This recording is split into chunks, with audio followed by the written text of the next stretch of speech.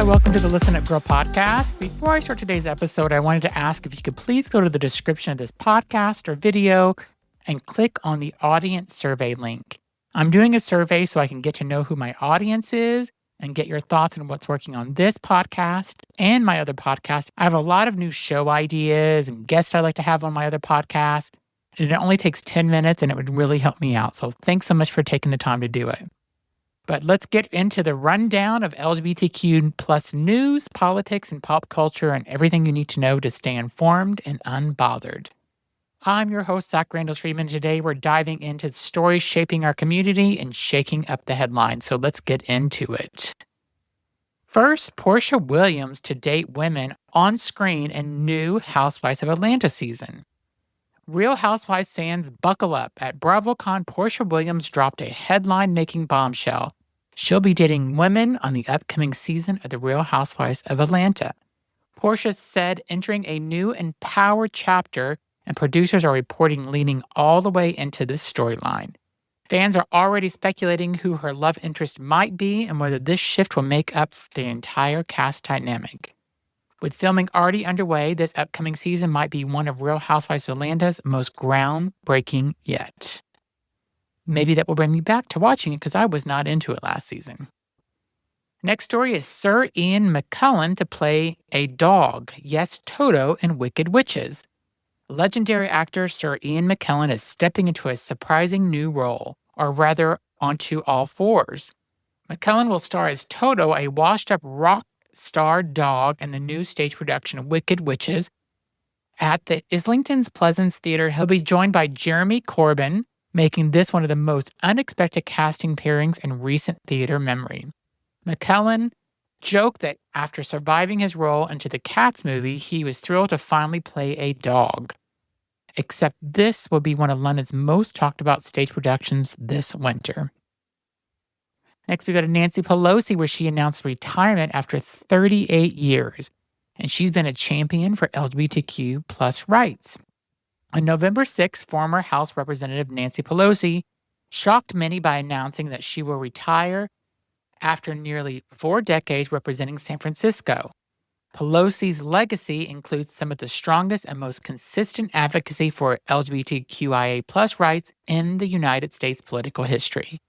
From speaking out during the height of the AIDS crisis to marching for gay rights long before it was mainstream, Pelosi has remained unwavering.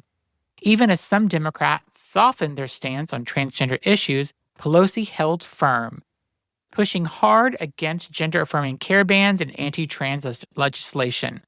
As she prepares to step down in January of 2027, LGBTQ plus advocates are reflecting deeply on just how pivotal her voice has been. Liniker becomes the most awarded trans woman in Latin Grammys history. Brazilian songwriter and singer Liniker made history at the 2025 Latin Grammys, picking up 3 major wins, bringing her career total to 4, more than any other trans woman in Grammys history.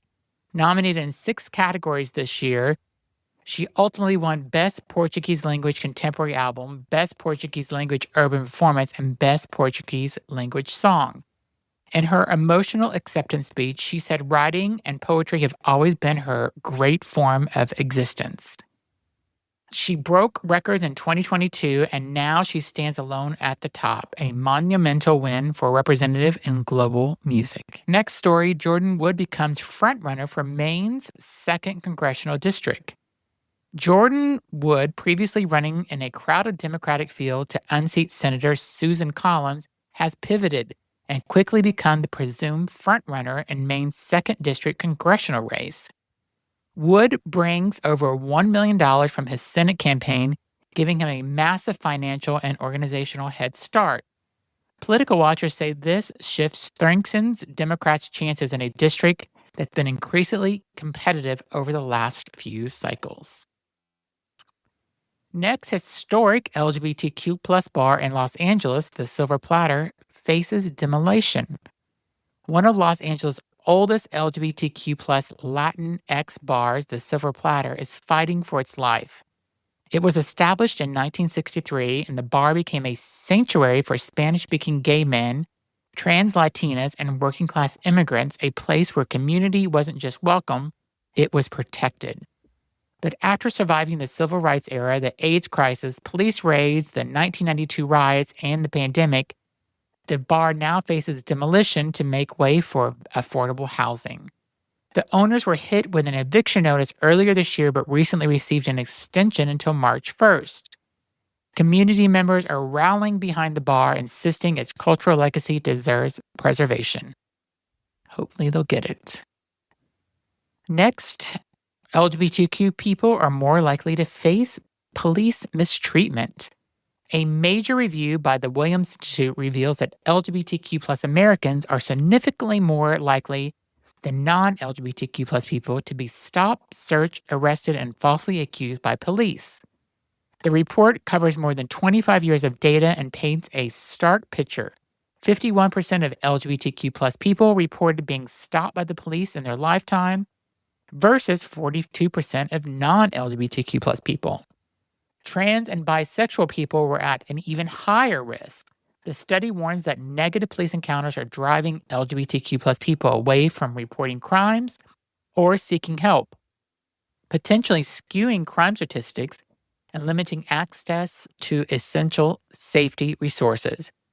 Researchers also noted severe mental health impacts tied to police harassment and violence. My last story is sentencing set for Elk River man who threatened same-sex neighbors. A Minnesota man who threatened a same-sex couple and triggered an 11-hour SWAT standoff has pleaded guilty and will be sentenced on December 19th. Mark Stinson yelled homophobic threats at his neighbors in November of 2024, allegedly armed. Police described him as intoxicated during the standoff that ended in his arrest. Stinson now faces a felony threats of violence charge that carries up to 5 years in prison. In a surprising twist, he has completed ally training through the Trevor Project since the incident, though it remains unclear how this will factor into the court's decision. And that's a wrap for today's Listen Up Girl. Thanks for tuning in and staying loud, proud, and informed.